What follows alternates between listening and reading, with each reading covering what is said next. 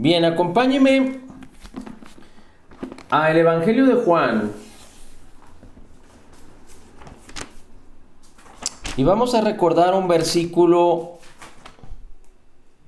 o una porción de la Escritura que es muy famosa, que seguramente la mayoría de nosotros la hemos leído algunas veces. Y es Juan capítulo 14. Juan capítulo 14.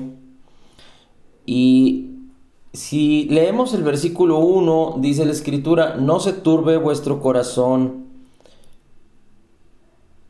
Creed en Dios, creed también en mí. No se turbe vuestro corazón. Creéis en Dios, creed también en mí. Es lo que el Señor Jesucristo les dice. Pero si nos vamos al versículo 8, Felipe le dice al Señor Jesús: Señor, muéstranos al Padre y nos basta. Felipe le dice a Jesús: muéstranos al Padre y nos basta. Hay que recordar que el Señor Jesús estaba con sus discípulos celebrando la Pascua antes de ser tomado para ser llevado a la cruz, ser juzgado y ser llevado a la cruz. Bueno, para decirlo completo, ser juzgado, ser hallado inocente, pero de todos modos fue llevado a la cruz. El justo pagando por los injustos. Por eso la Escritura en 2 Corintios 5:21 dice: al que no conoció pecado. Jesús no conoció pecado, no hizo pecado y no se halló en el pecado. Así es que dice la Escritura: fue hecho pecado para que nosotros fuésemos o seamos la justicia de Dios en él, en Cristo Jesús. Bien, así es que en el versículo 8 dice Felipe: Señor, muéstranos al Padre y nos basta. Y Jesús le contesta: tanto tiempo que estoy con vosotros y no me has conocido aún, Felipe. El que me ha visto al Padre. ¿Cómo pues dices tú, muéstranos al Padre? Y en el griego, lo que Felipe le preguntó al Señor Jesucristo es: enséñanos, muéstranos al Padre y estaremos satisfechos. Ya Tomás le había comentado que no conocía el camino en los versículos anteriores, y Jesús le dice en el versículo 6: yo soy el camino, la verdad y la vida. Pero Felipe le dice: muéstranos al Padre y estaremos satisfechos. La pregunta es: ¿tú estás satisfecho con Jesús?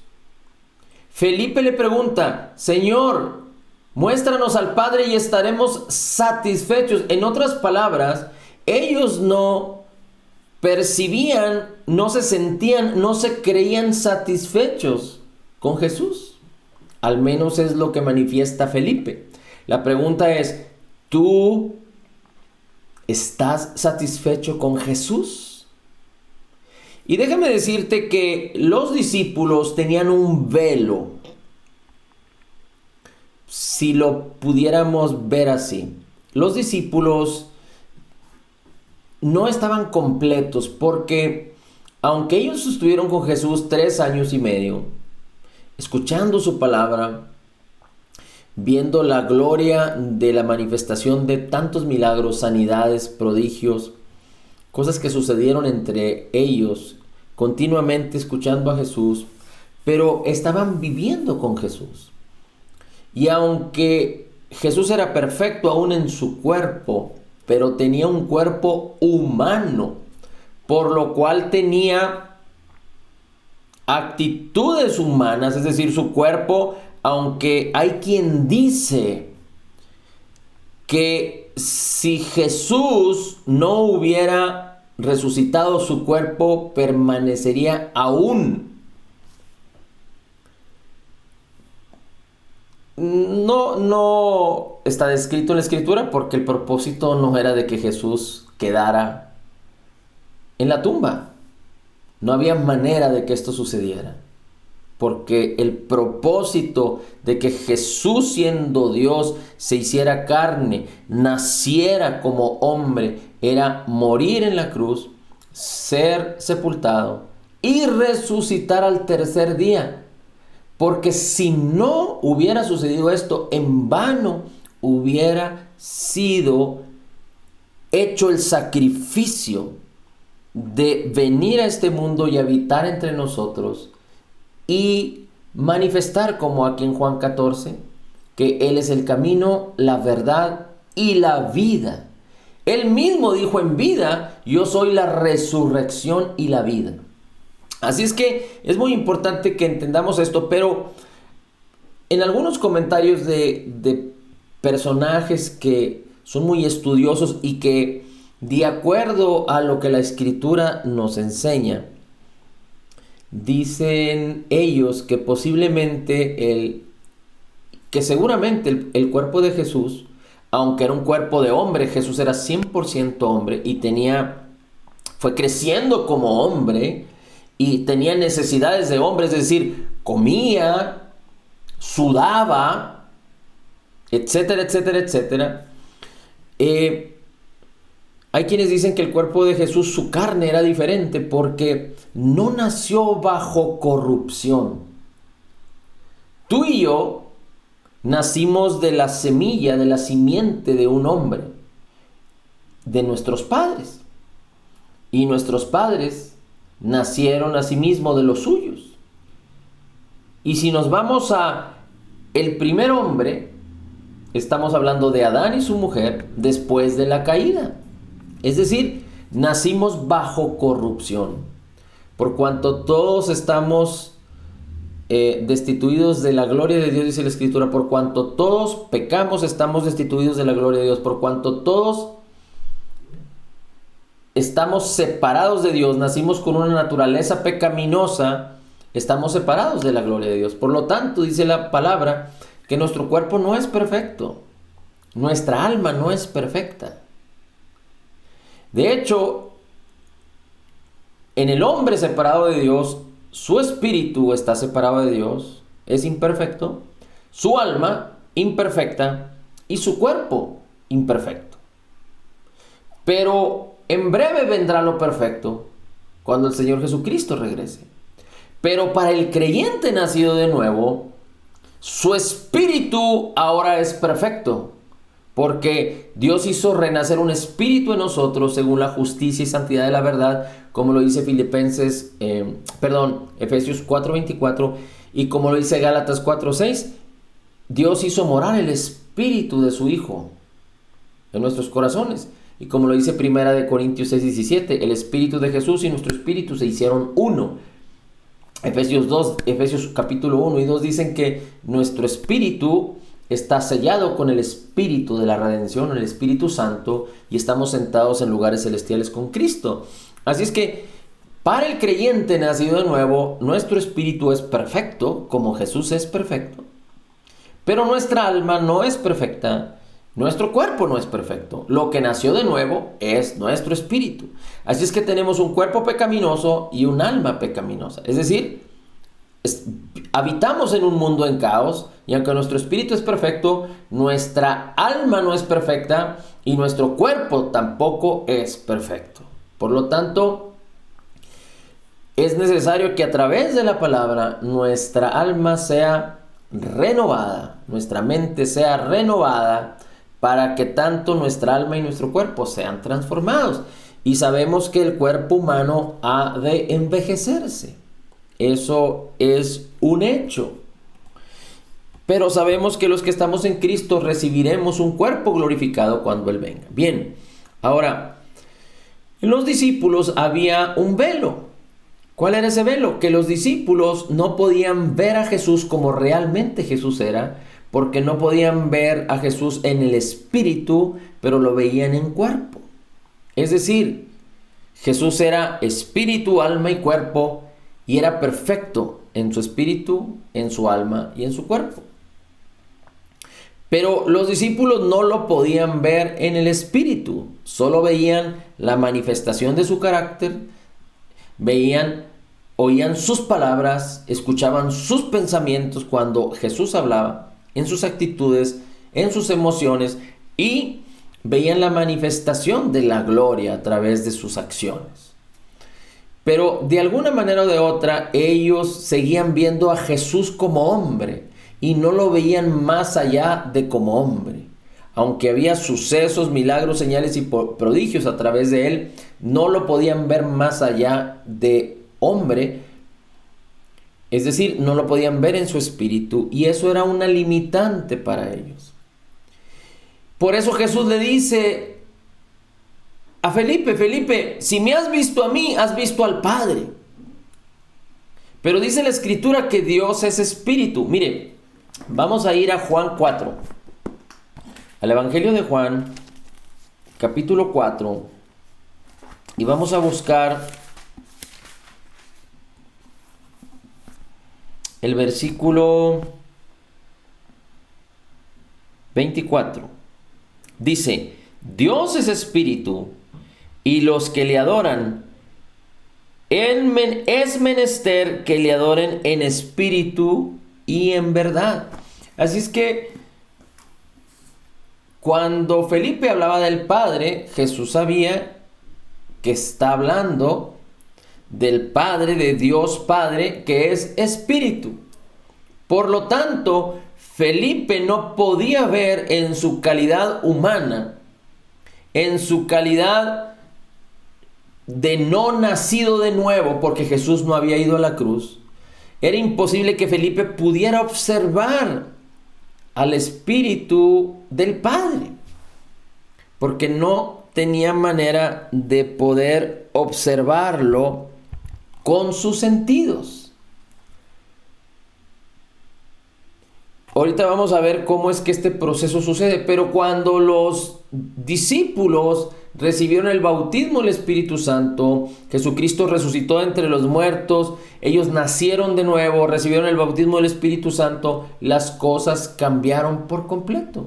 Y ahora podían ver al Padre y al Hijo y al Espíritu Santo a través de la fe, a través de los sentidos espirituales, podríamos decirlo así, que es la fe, a través de la revelación que ellos habían recibido de Jesús, a través de las palabras que Jesús les había hablado, a través de la revelación que Jesús les había transmitido durante todos estos años, a través de la revelación que el Espíritu les estaba enseñando a partir de entonces, a través, por ejemplo, del apóstol Pablo, de la revelación que Dios le entregó al apóstol Pablo. Y nosotros tenemos una gran ventaja, porque nosotros ya nacimos con el Logos, para que este Logos nos sea revelado por el Espíritu Santo.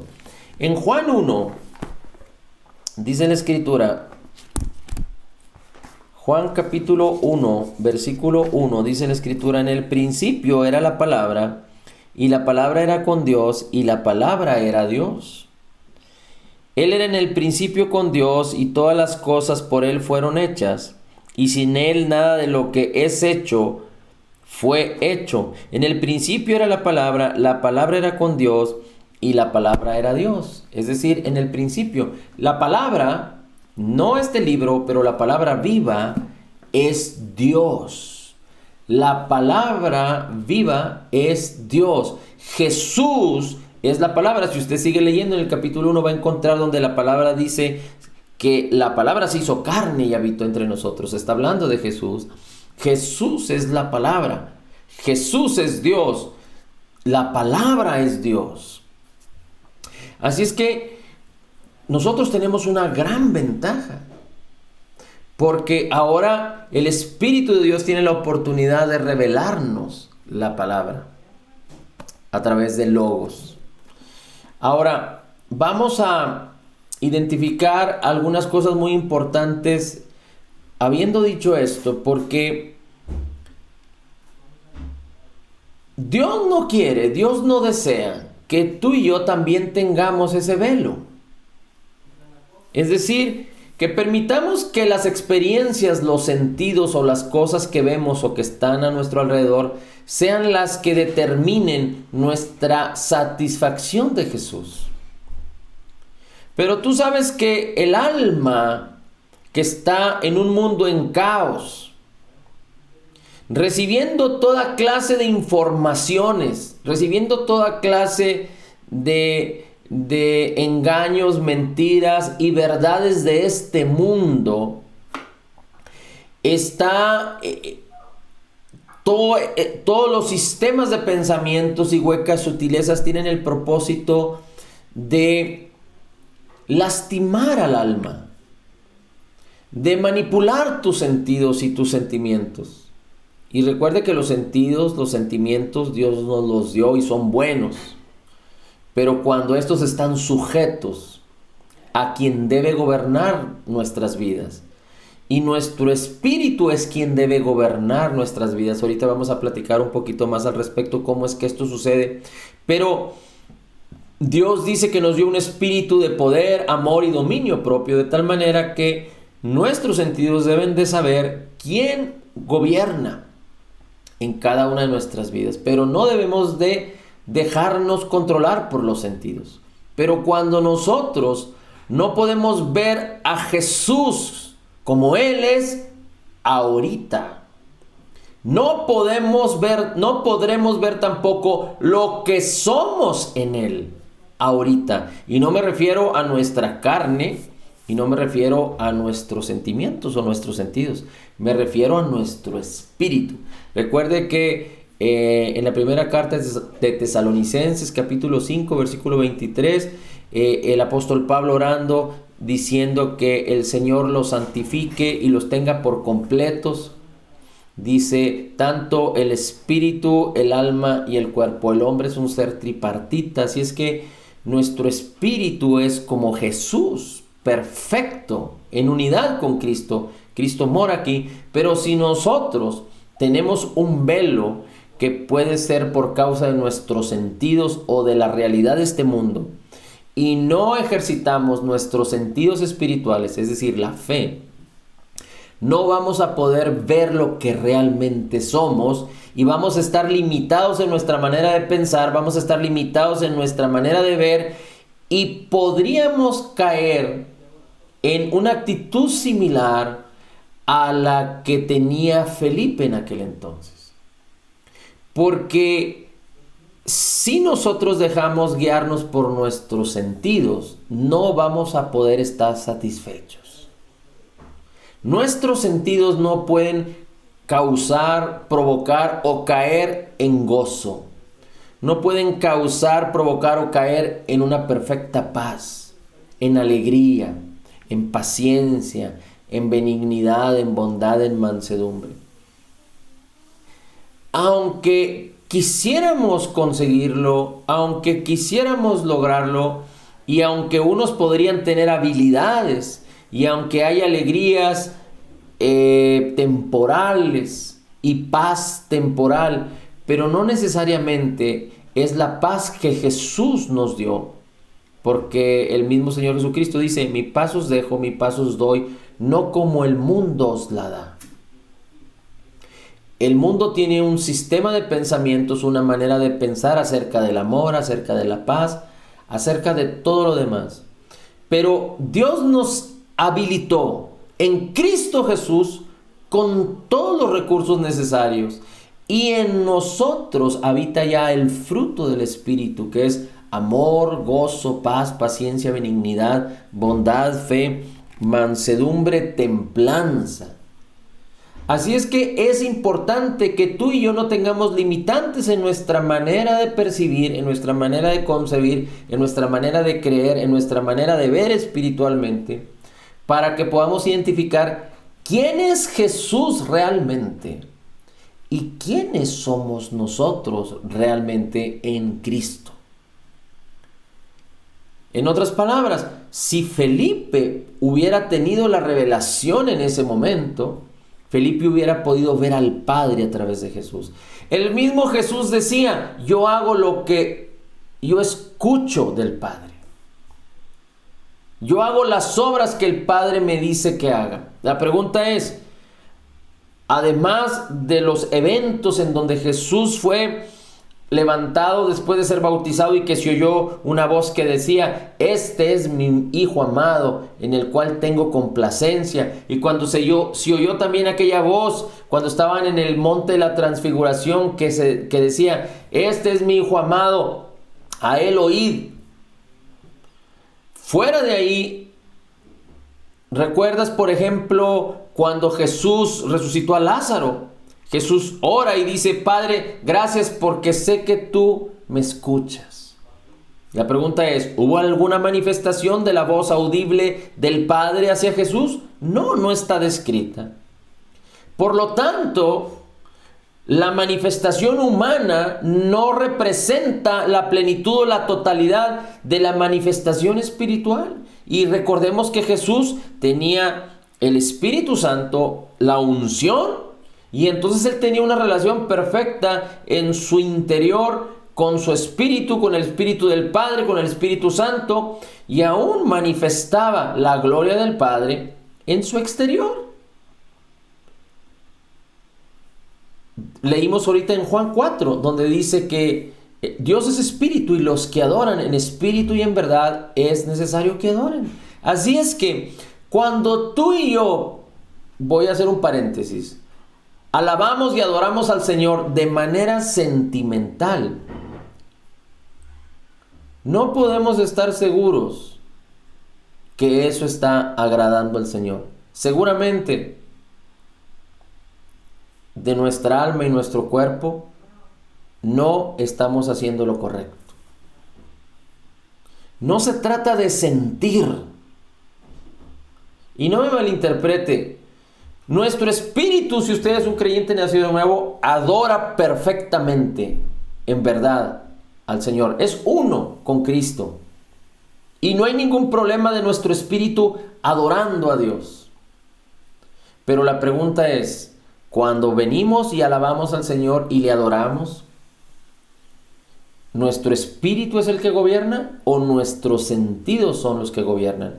Cuando no entendemos que espiritualmente somos como Jesús es, entonces nuestra alma es la que gobierna. Cuando carecemos de la palabra, entonces nuestra alma es la que gobierna. Por ejemplo, dice la Escritura en el Salmo 150, todo lo que respire alabe al Señor. Y hay muchas veces que los creyentes están tristes y no alaban porque no lo sienten. Entonces están conduciendo, se están dejando señorear o gobernar por sus sentidos. Pero si aunque tú estás triste, recuerdas la palabra que dice, no bendice alma mía al Señor y no te olvides de ninguno de tus beneficios, aunque no tengas tanta revelación, pero tú alabas al Señor, tú estás haciendo lo que la palabra de Dios dice que hagas. Lo estás creyendo y lo estás haciendo. Ahora, si simplemente somos como aquellos que hacen por imitación, bueno, también podríamos decir que es lo mismo que ser guiado por los sentidos. Pero el hecho es de que cuando lo hacemos en la fe y que sabemos quiénes somos en Cristo y que podemos ver a través de la fe lo que Jesús es y lo que somos en Él, entonces nuestros sentidos pueden seguir la autoridad de nuestro espíritu, la autoridad, la guianza del Espíritu Santo, y entonces los sentidos son beneficiosos para nosotros, son una bendición para nosotros. Pero no vamos a depender de ellos. Estén o no estén, no vamos a depender de ellos, pero por ello tenemos que entender lo que somos espiritualmente, lo que Jesús es espiritualmente, porque necesitamos entender nuestra identidad en Cristo, necesitamos entender nuestra autoridad como hijos de Dios, nuestra autoridad en Cristo Jesús. Así es que vamos a ver algunos ejemplos muy interesantes de nuestra autoridad y de nuestra identidad en Cristo. Primero vamos a ir a Santiago capítulo 1, versículo 22. En adelante. Busque Santiago capítulo 1, versículo 22 en adelante. Dice la Escritura, versículo 22. Ser hacedores de la palabra y no solamente oidores que se engañan a sí mismos. Porque si alguno es oidor de la palabra y no hacedor, es semejante a un hombre que mira su rostro natural en un espejo, pues después de mirarse a sí mismo e irse, inmediatamente se olvida de qué clase de persona es.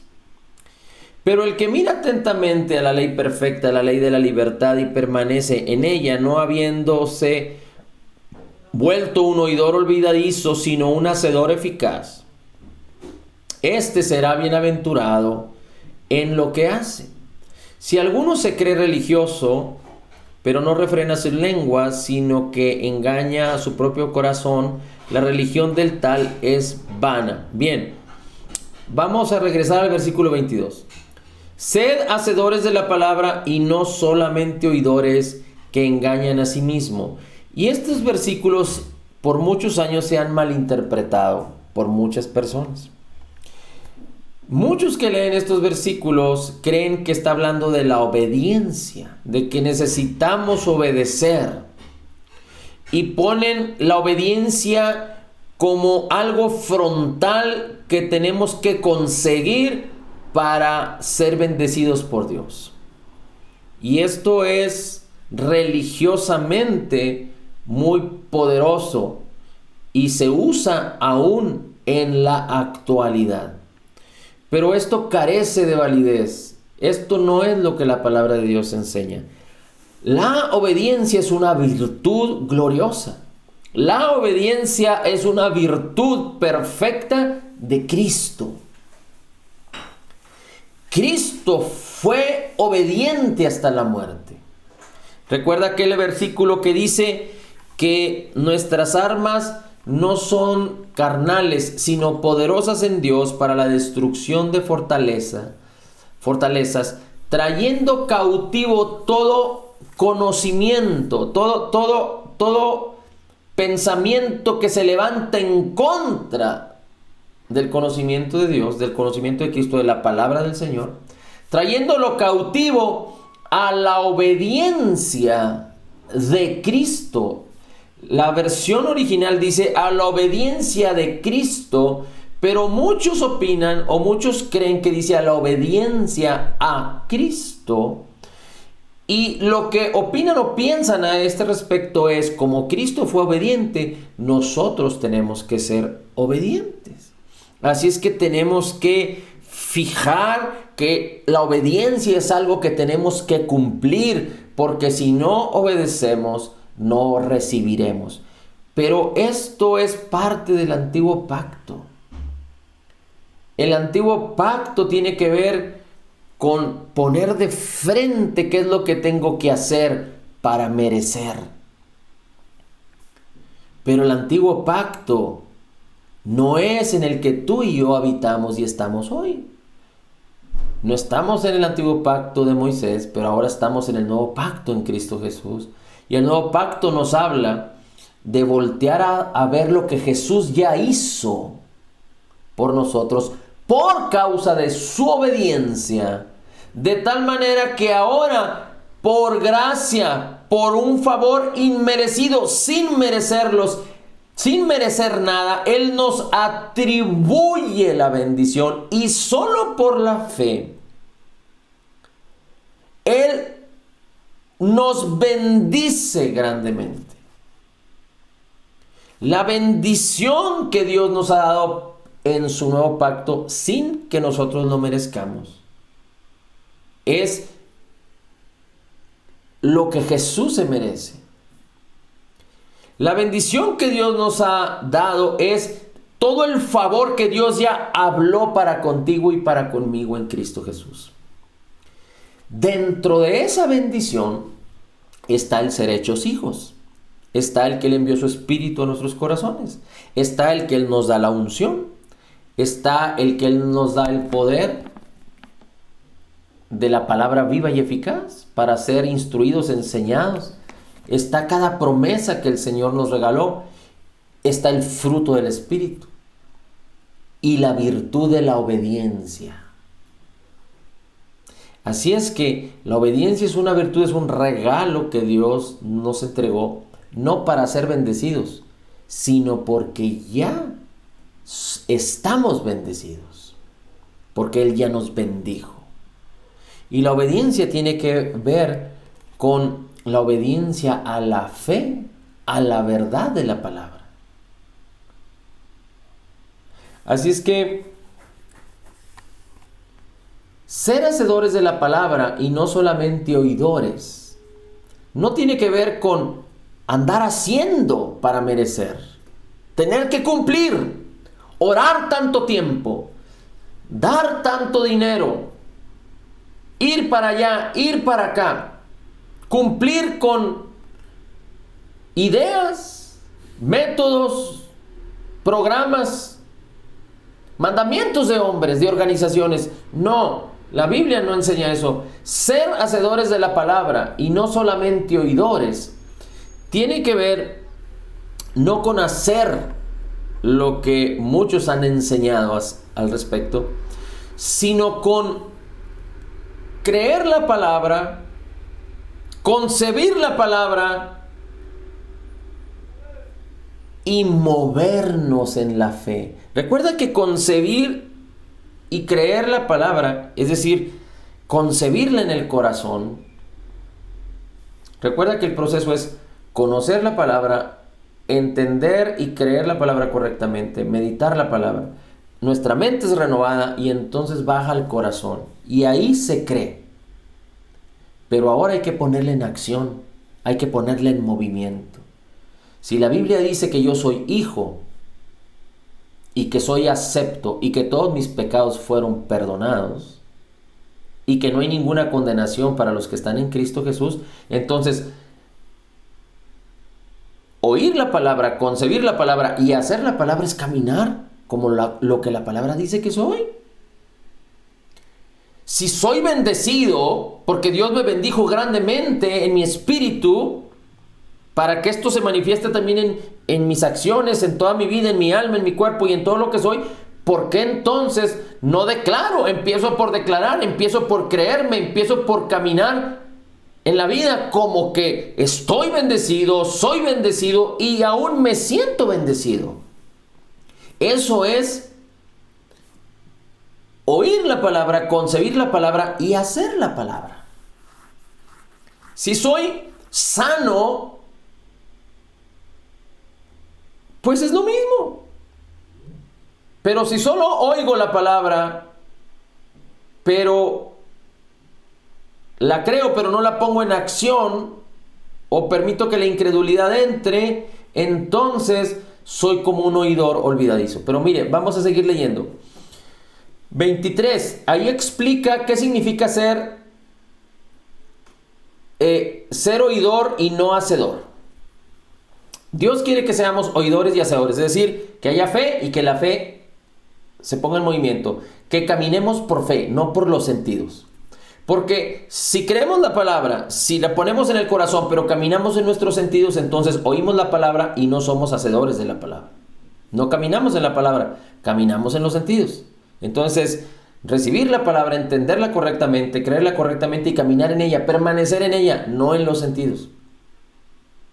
El doctor dice un reporte, pero Cristo desde antes ya nos dijo un reporte que es superior. Entonces, caminar en la palabra es mantenernos en el reporte de Jesús.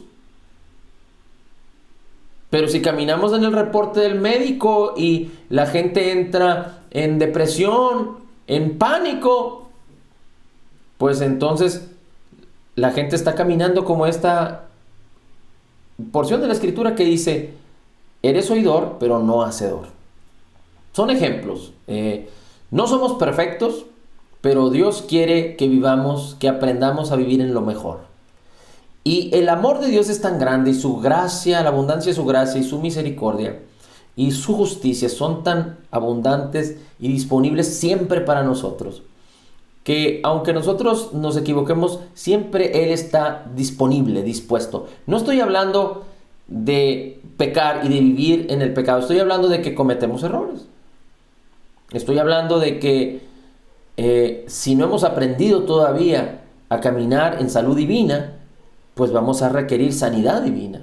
Y si no hemos aprendido a poseer sanidad divina, pues vamos a tener que utilizar, o hay personas que siguen utilizando algún tratamiento o algo. No estamos forzando a nadie, pero lo importante es que entendamos que Dios nos ha llamado a una mejor manera de vivir, porque Él nos ha dado lo mejor que Él tiene para ti y para mí. Y lo que debemos aspirar es oír la palabra y hacer la palabra, permanecer en ella. Dice, si alguno es oidor de la palabra, es decir, conoce la palabra, entiende la palabra y cree la palabra.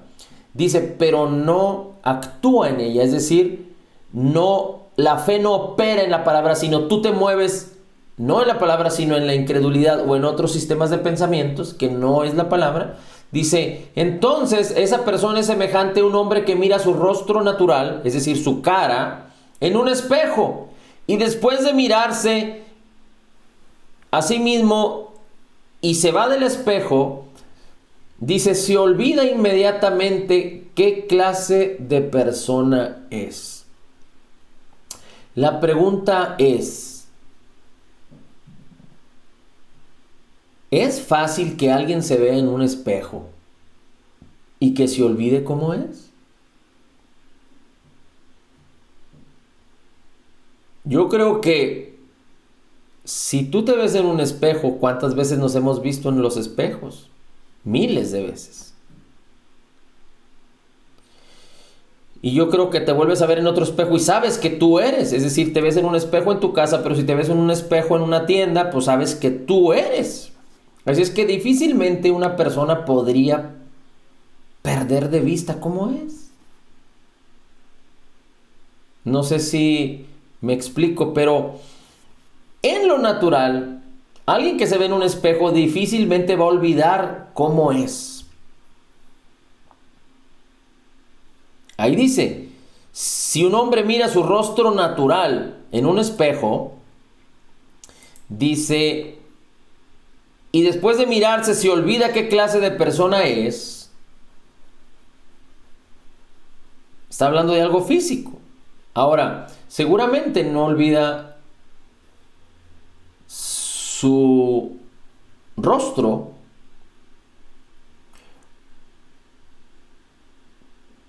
cuando la Biblia nos dice que olvida qué clase de persona es. Habría que identificar qué es lo que la palabra nos está enseñando. Déjeme, busco la escritura en esta versión a ver cómo nos dice. Dice aquí la escritura: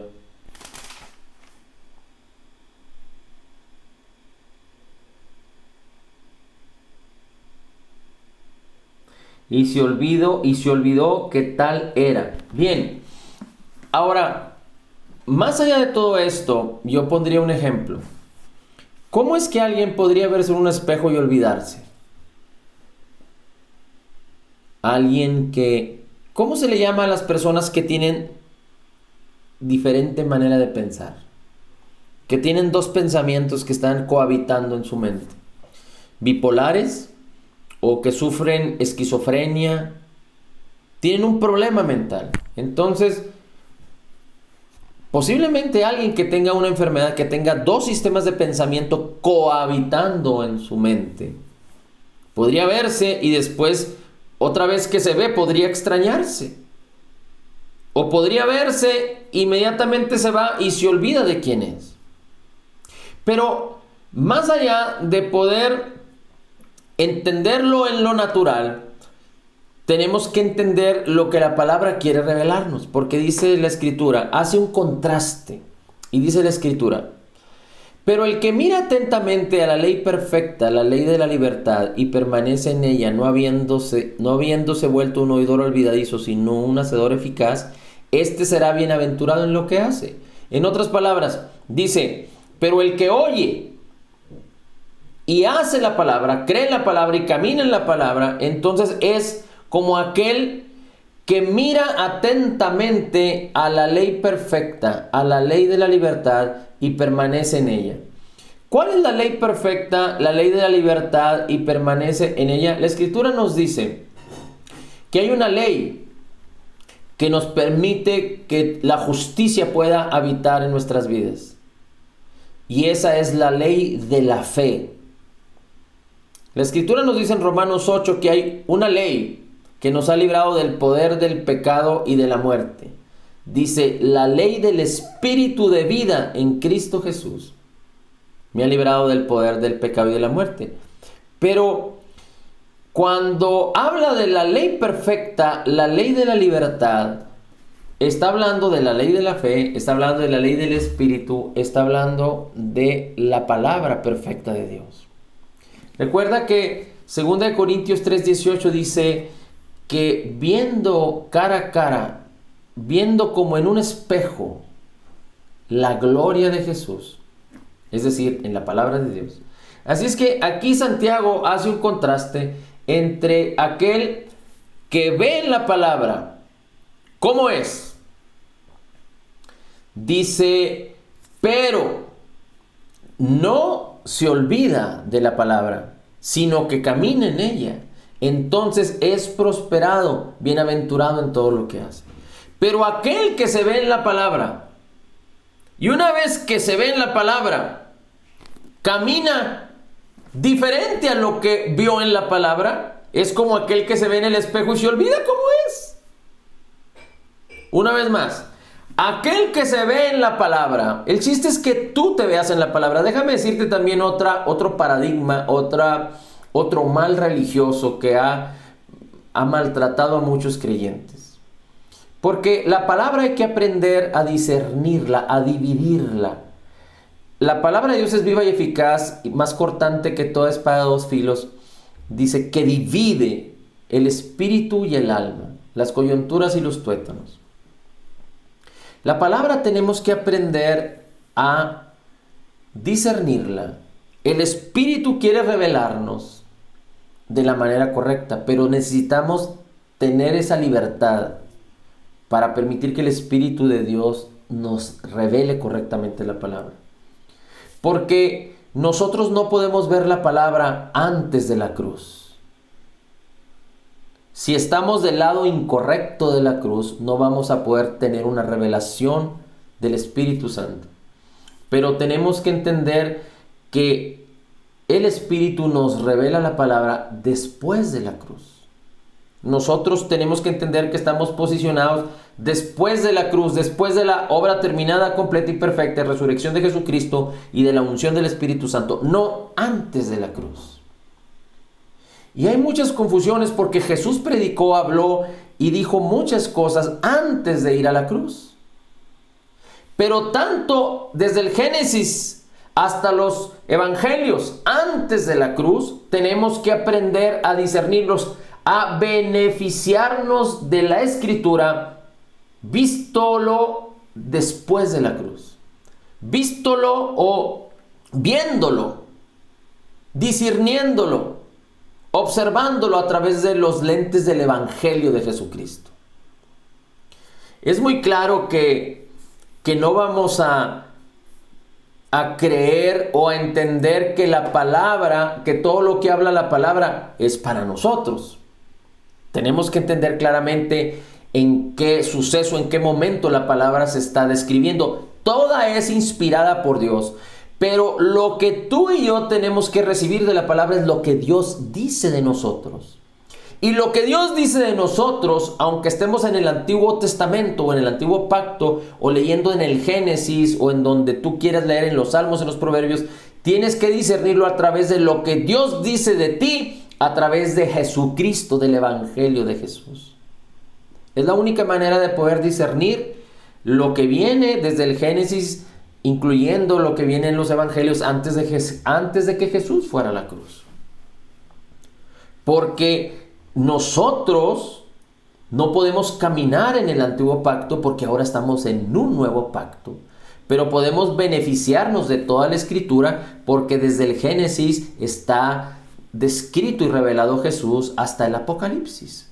Así es que es muy importante que entendamos esto. Ahora,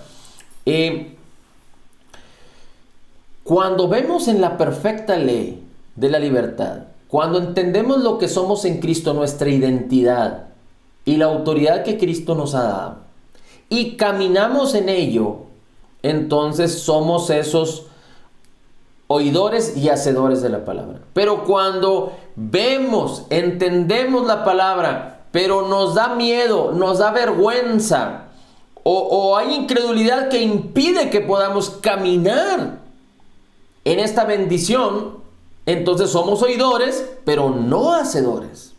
Y entonces no seremos prosperados, bienaventurados en lo que hacemos. Aunque seamos en nuestro espíritu bienaventurados y altamente favorecidos, mientras no permanezcamos en lo que realmente somos, no podremos manifestar y apropiarnos de cada bendición que Dios ya nos entregó por gracia en Cristo Jesús. En otras palabras, mientras no caminemos en la fe de la palabra, por eso es importantísima la palabra en nuestras vidas, porque sin ellas la fe no se activa y la fe también es un regalo. Sin el conocimiento de lo que ya nos fue concedido por gracia, ¿cómo aprovechamos lo que Dios nos regaló? Por eso dice la Escritura en Hebreos 4 que hay unos que escucharon, que no aprovecharon lo que recibieron porque no había fe. Pero a nosotros Dios nos ha llamado a creer. El Espíritu de Dios nos ha sido dado para que sepamos lo que nos ha sido concedido y nosotros tenemos que activar la fe a través de la palabra, de conocer, entender, meditar la palabra para creer la palabra y que ésta renueve nuestras mentes y que nuestras vidas sean transformadas para que nosotros caminemos en la palabra.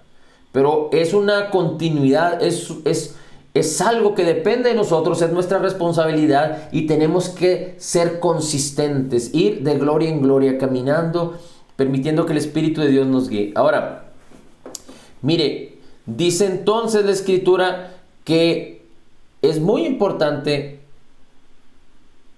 que podamos ver lo que somos en la palabra. No hay otra manera. Usted no puede definir lo que es, permanecer en lo que es y ser bienaventurado y victorioso en lo que es de acuerdo a Dios, de acuerdo al poder de Dios, creyendo lo que yo le digo. Usted tiene que tener la revelación del Espíritu Santo. Aunque yo le esté enseñando y predicando, usted es quien debe de tener la revelación de la palabra. La única que es viva y eficaz es la palabra. Yo puedo declarar la palabra, pero es usted el que tiene que recibir la revelación de la palabra. Y por eso usted tiene el Espíritu Santo. Por eso Dios hizo una obra perfecta en usted y en mí. Ahora, es importante que usted aprenda a digerir la palabra, no a recibir solo la palabra digerida por mí. Porque alguien que recibe la palabra digerida, es decir, no se esfuerza en crecer, no cree en la unción que le ha dado, no cree en el poder del Espíritu para que le revele la palabra, entonces será como un niño. Y un niño, aunque tiene todo el poder y toda la autoridad y toda la bendición, no puede disfrutar de ella porque es niño. Así es que es tan importante que todo creyente nacido de nuevo tenga un propósito entre varios. Crecer, permitir que la palabra lo enseñe, lo edifique, lo instruya. Crecer, aprender a discernir la palabra y aprender a caminar en la fe y en el ejercicio de la fe para que también sus sentidos estén ejercitados, sus sentidos naturales, de tal manera que sus sentidos siempre estén sujetos a su espíritu y que usted pueda verse, que no haya limitantes, que ya y deje de ver lo natural. Hay gente, por ejemplo, mire, ahorita vamos a ver un caso muy interesante rápidamente, pero hay gente que ahorita en el internet hay gente que le dice que en 3 días se va a volver rico. Son mentiras. Todo lo que es este mundo está ofreciendo cosas en este mundo, y cosas que son buenas para los ojos o malas para los ojos, como usted lo quiera ver, pero son cosas en los sentidos y están manipulando los sentidos de una manera o de otra. Pero nosotros no debemos dejar que nuestros sentidos nos gobiernen, porque entonces nunca vamos a poder estar satisfechos en Cristo. Pero cuando aprendemos a vernos por la fe, que es en la palabra es la que nos revela, la que nos da luz. Recuerde, lámpara es a mis pies tu palabra y lumbrera mi camino.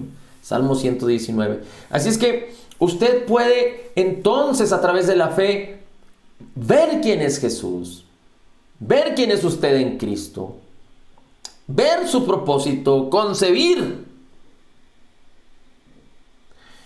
Vi hace poco un anuncio de un personaje que presenta un automóvil lujosísimo y dice que él tenía años atrás un automóvil muy viejo y que él empezó a cambiar su manera de pensar para poder concebir, imaginar tener un mejor carro, hasta que imaginó, según el anuncio, ese carro lujosísimo que vale 10 millones de pesos, o es en dólares, ¿verdad? Pero no sé cuánto. Es un carro lujosísimo. Y dice, lo imaginé, lo concebí. Cambié mi manera de pensar hasta que fue mío. Dice, pero tenía un pensamiento de escasez, de ser un donadie, bla, bla, bla, bla. Pero fíjese cómo este personaje, como muchos otros, a través de sistemas de pensamiento, están tomando ciertos ejemplos de la Escritura para aplicarlos para sus beneficios. Por eso la Escritura no es nuestro ejemplo. La Escritura nos transformó. Recuerde que la vida cristiana no es cambiar. La vida cristiana es ser transformados en la imagen de Jesús. Y eso no puede suceder si no es por el poder de la palabra de Dios en nuestras vidas. Romanos 12:2 dice, renovados a través de ser transformados a través de la renovación de vuestro entendimiento. Y aunque muchos utilizan ejemplos de la Biblia, nosotros tampoco podemos utilizar la palabra como ejemplo para seguir adelante. Nosotros tenemos que aprender a entender lo que somos para caminar de acuerdo a lo que somos. Eso es a lo que Dios nos ha llamado. Así es que mire cómo dice ahora Malaquías. Vamos a buscar Malaquías capítulo 3 versículo 8. Malaquías capítulo 3 versículo 8 habla algo muy interesante, que no es el tema hablar de los diezmos, pero me pareció muy significativo, hablando de la identidad como hijos y de la autoridad que Dios nos dio como hijos en Cristo Jesús, hablar de algunas cosas que están descritas en Malaquías 3, versículos 8 en adelante. Dice el 8, ¿robará el hombre a Dios? Pues vosotros me estáis robando. Pero decís, ¿en qué te hemos robado? En los diezmos y en las ofrendas. Con maldición estáis malditos, porque vosotros, la nación entera, me habéis robado. Recuerde que Malaquías está descrito en el Antiguo Pacto, y definitivamente cualquiera que cometía un error como el que estaban cometiendo en Malaquías, es decir, si no entregaban los diezmos y las ofrendas como Dios les había ordenado, como una obligación, pues era un robo. Porque Dios les dijo, El 10% no es tuyo, el resto será tuyo, pero el 10 no es tuyo, lo tienes que entregar a los levitas. Y entonces, si ellos no lo estaban haciendo, si no lo estaban llevando al alfolí, si no lo estaban llevando a la casa del Señor, ellos lo estaban robando. Y dice, pero con maldición serás maldito. Pero esto es parte del antiguo pacto. Cualquiera que robaba era maldito. Era parte del antiguo pacto. Y dice, por eso traed los diezmos al alfolí, es decir, Dios les da la oportunidad de que restituyan el error que habían cometido. Traigan el diezmo al alfolí para que haya alimento en mi casa. Y pónganme a prueba. Entonces, lo primero que tenemos que entender es que tú y yo fuimos redimidos de la maldición del antiguo pacto, del pacto de Moisés, de la ley, de la maldición de la ley. Gálatas 3:13, fuimos redimidos de la maldición de la ley. En Colosenses dice la Escritura, en Colosenses capítulo 1 dice la Escritura que el acta de los decretos que nos era contraria fue quitada de en medio. Es decir, ya no hay maldición. Por lo tanto, todo lo que tiene que ver con diezmos y ofrendas, aunque son bíblicos, se tienen que dar con una motivación correcta, que es por amor, no por obligación, en fe. Así es que, si alguien no da sus diezmos y ofrendas y está en Cristo, la maldición fue redimida. No hay maldición ahí. No hay manera de que alguien que no da sus diezmos y ofrendas sea maldito por causa de ello. No hay manera. En Cristo no hay. Pero si alguien es engañado y cree que sí, entonces va a recibir lo que está creyendo, porque se está sujetando a algo incorrecto. Pero si un creyente no da diezmos y ofrendas, no está redimido de la maldición. Pero no le conviene al creyente hacerlo. No lo voy a predicar ahorita. Simplemente voy a terminar diciendo esto de las ofrendas y los diezmos. Dice, Dios da semilla al que siembra. Así es que si tú quieres ser prosperado, necesitas entender que ya no es tiempo de maldición, pero ahora es tiempo de siembra y cosecha. Entonces, no hay maldición para el que no diezma y ofrenda, pero tampoco habrá cosecha, porque si no siembras, no cosechas. Y Dios nos llamó para bendecir a muchos, y mientras nosotros bendecimos a muchos, somos bendecidos. Por eso 2 Corintios 9:8 dice que la gracia es abundante para que estemos satisfechos, pero que hagamos muchas buenas obras. Pero voy a esto. Dice después, traed los diezmos a la alfolí y hay alimento en mi casa. Realmente los diezmos y las ofrendas se tienen que dar donde recibes alimento, no en la organización en donde te obligan, pero donde realmente te alimentan. Pero bueno, vamos a brincar ahí y dice, ponedme ahora a prueba en esto, dice el Señor de los ejércitos, que yo os abriré las ventanas de los cielos y derramaré por vosotros bendición hasta que sobreabunde. En el antiguo pacto las ventanas se abrían, las ventanas se cerraban. En el nuevo pacto las ventanas están abiertas. Se abrieron los cielos, vino el Espíritu Santo sobre Jesús. Jesús se fue, vino el Espíritu Santo sobre nosotros. Y ahora la bendición fue depositada en nuestro espíritu. En el ámbito espiritual, ahora es por la fe, no por cielos abiertos o cielos cerrados. Dios abrió los cielos y te bendijo ya. Ahora, son las afirmaciones que necesitamos entender correctamente. Ahora después dice, derramaré por vosotros bendición hasta que sobreabunde. Dios ya nos bendijo grandemente. Efesios 1:3.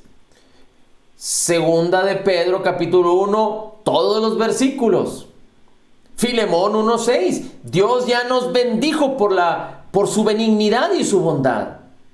Malaquías es del antiguo pacto, es importante entenderlo. Pero vamos a llegar al versículo 11, que es a donde quería llegar.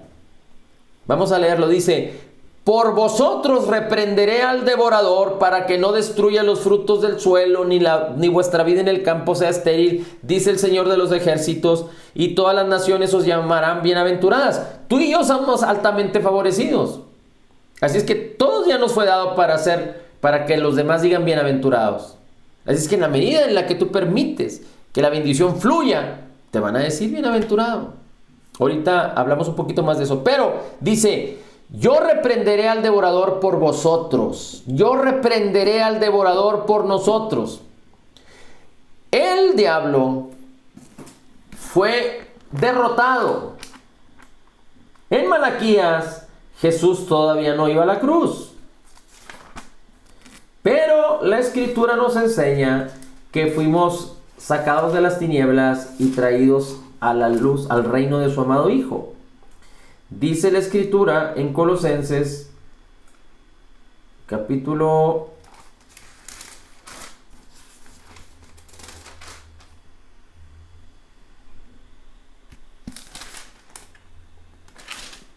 Dice la Escritura aquí: y vosotros, estando muertos en nuestros pecados y en la incircuncisión de nuestra carne, nos dio vida Cristo juntamente con Él, perdonándonos todos los pecados. Dice: rayendo de en contra de nosotros la escritura de las ordenanzas que nos era contraria, quitándola de en medio y clavándola en la cruz. Y habiendo despojado a los principados y a las potestades, sacóles a vergüenza en público, triunfando sobre ellos en la cruz. Recuerda también que Romanos 8 dice que si Dios está con nosotros, ¿quién contra nosotros? Recuerda que la palabra de Dios dice también en las cartas de Juan que mayor es el que está con nosotros que el que está en el mundo. El diablo ya no tiene poder. Malaquías es del antiguo pacto. En Cristo Jesús, el diablo ya fue derrotado. Dios ya no está en conflicto con el diablo porque el diablo fue derrotado. El diablo fue despojado. Dice la Escritura que el diablo fue determinado para estar debajo de nuestros pies.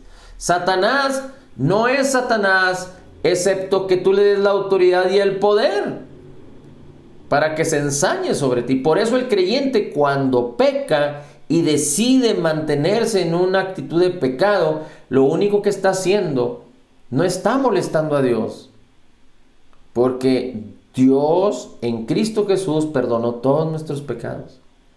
Pero tú estás quedando vulnerable ante Satanás para que venga a hurtarte, a matarte y a destruirte. Pero, entonces, ¿qué tenemos que hacer? Ahora el diablo está en conflicto con Dios a través de nosotros. Es decir, quiere venir a molestar y engañarnos, aunque no tiene autoridad. Quiere venir a despojarnos de la autoridad. ¿Y cómo lo puede lograr? Solo a través de que tú le delegues la autoridad en esta área de tu vida, en esta área, en esta área y en esta área. Así es que Dios ya reprendió al devorador. Dios ya lo venció, lo despojó, lo resistió, lo derrotó. Pero ahora, ¿qué es lo que Dios nos llama a hacer y a ti y a mí? Porque si Dios ya lo hizo, pero el diablo sigue suelto como león rugiente. Fíjate cómo dice la Escritura en Primera de Pedro capítulo 5. Primera de Pedro capítulo 5, apúntalo, dice: sed de un espíritu sobrio y estad alerta. Vuestro adversario el diablo anda al acecho como león rugiente, buscando a quien devorar.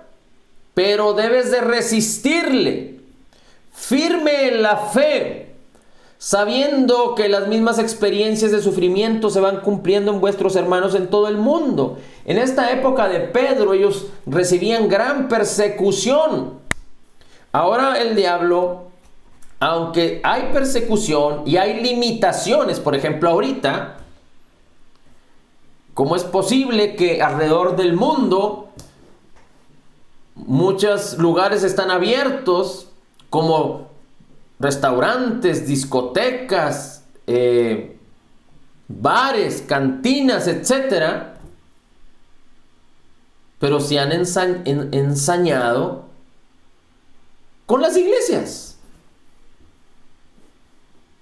Por ahí estuve leyendo la semana pasada que querían desalojar a una iglesia muy grande en el estado de California, porque habían abierto la iglesia, habían permitido que la gente fuera a congregarse, y el municipio, el gobierno les había prohibido que lo hicieran, pero no prohíben ir a las tiendas, pero no prohíben ir a los restaurantes. Entonces, aunque estamos recibiendo persecución, pero hoy por hoy, en aquella época era muy diferente. Quizá muchos sí recibían persecución de verdad, como quizá se empiece a vivir más persecución entre más pasa el tiempo por causa del evangelio. Pero ahora el diablo anda como león rugiente buscando a quien devorar, a quien que se ponga en sus fauces. Un león que ruge es un león que dice: aquí estoy, y si te encuentro, te devoro. Ahora, si entendemos que el diablo no tiene poder, ¿cómo es posible que pueda devorarme? Bueno, si yo me quedo vulnerable a él, entonces sí me puede dañar. Si yo empiezo a abrir mis oídos al temor, a la incredulidad, al engaño, etcétera, etcétera, etcétera, como ya lo hemos platicado. Pero la Biblia dice: si Dios ya lo derrotó, tú tienes que resistir al diablo, porque el diablo va a venir a engañarte, a decirte que eso no es cierto, a creer que él tiene más autoridad y poder que tú, a querer ofenderte, lastimarte, robarte. Pero entonces tú y yo tenemos que estar alertas para que esto no suceda, y cuando se presente, tú lo puedas resistir en la fe. Si tú no tienes oposición hoy en día, es que entonces tú estás caminando en la misma dirección que el mundo va. Pero el creyente nacido de nuevo necesita tener oposición en este mundo, porque si no la tiene, quiere decir que entonces es un oidor olvidadizo. Porque aunque tiene la palabra, pero camina de acuerdo al mundo. Y entonces por eso el mundo no te molesta, porque no eres una amenaza para él.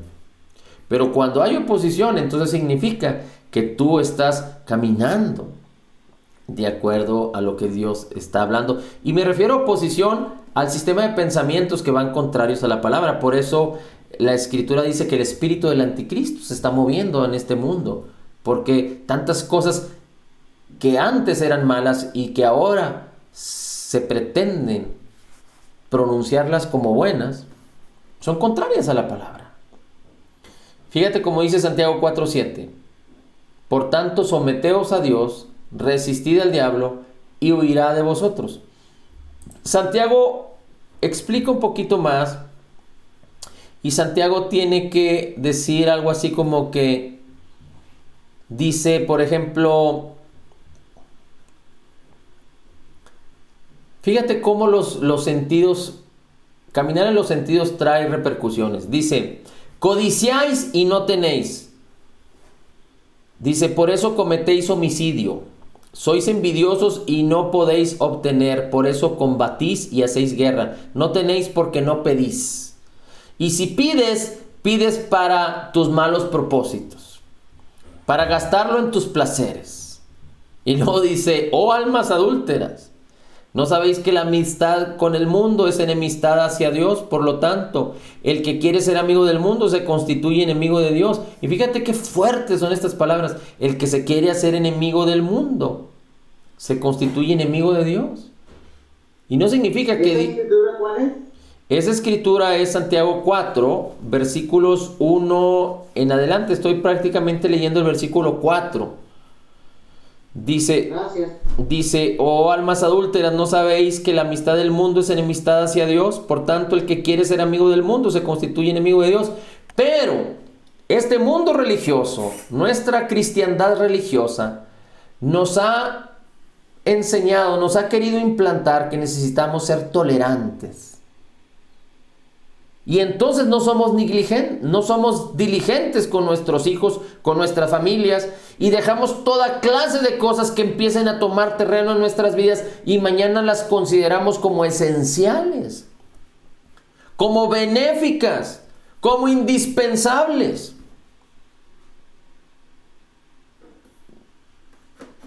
Si hiciéramos una prueba, es más, seguramente tú lo sabes, pero si hiciéramos una prueba, alguien que está escuchando la palabra todos los días y alguien dijera, bueno, yo voy a dejar de escuchar la palabra, de escuchar todo lo que tenga que ver con Dios 6 meses.